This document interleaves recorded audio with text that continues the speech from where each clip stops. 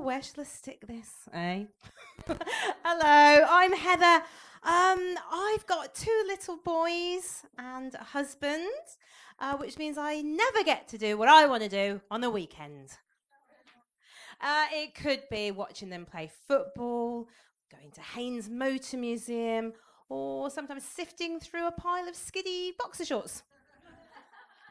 But there is a plus side. I got to watch Aquaman the minute it came out on DVD. Yes, we sat there all cuddled up on the sofa together watching it as a family. Yeah, it was a nice film. It was good. And then I got to watch it when my husband had gone out and the kids were in bed. It was a great film, you know what I mean? Exactly. So, yeah, no, exactly. I know they call it Aquaman, but I wasn't expecting how wet I would get watching it. Aqua woman right here. No, I love the way they do so many unnecessarily shots of Jason and Momoa like flicking his hair over his shoulder, like permission to climb aboard. Yes, oh my God, yes. Fuck yes. Permission to pause you right there while I go and get my vibrator. And the packet of crisps will probably get a bit hungry afterwards.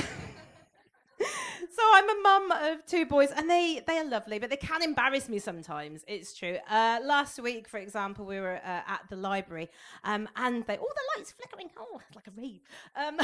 And they're just at the point where they're getting quite independent, so they don't like to come with me to the toilets, to the ladies now. They like to go together to the urinals, to the men's toilets.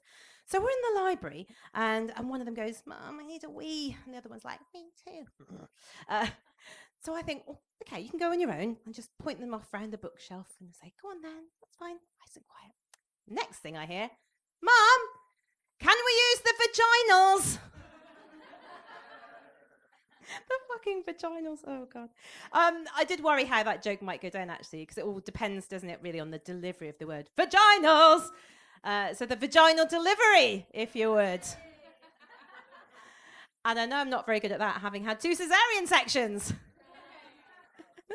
So yeah, I'm a mum, so I don't get much time to myself really at all. So I have to make time for myself. So what I've started to do is started to go running, but I've never really run before, so I didn't know how to quite get into it. Has anyone here heard of an app called Couch to 5K?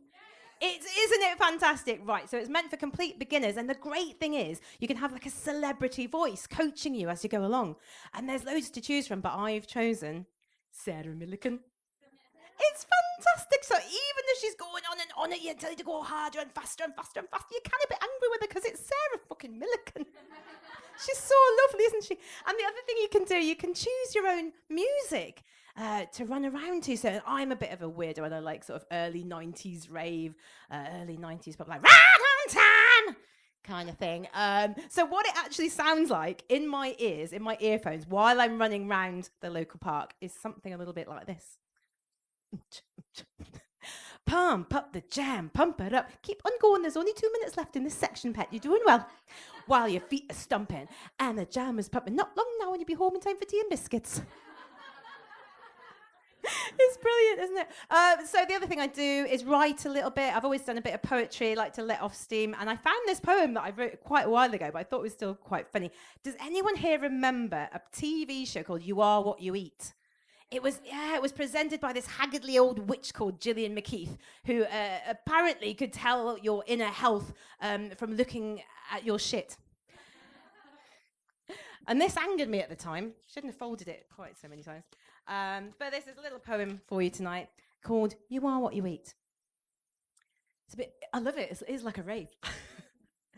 If you are what you eat, then I'm a hot curry. A Weight Watchers meal, microwaved in a hurry. A chocolate chip muffin, a carrot cake slice, a double vodka Diet Coke and ice. I'm a steamed toffee pudding, sickly and sweet. A pork belly joint with plenty of meat.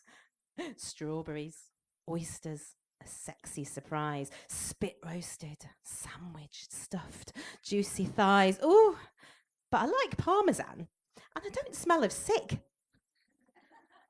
Eat bags full of twiglets, don't look like a stick. So, Gillian McKeith, I'm afraid it's not true. Now, pop off and bring me a piece of your poo. Thanks very much, guys. I've been Heather Bryson-Banks.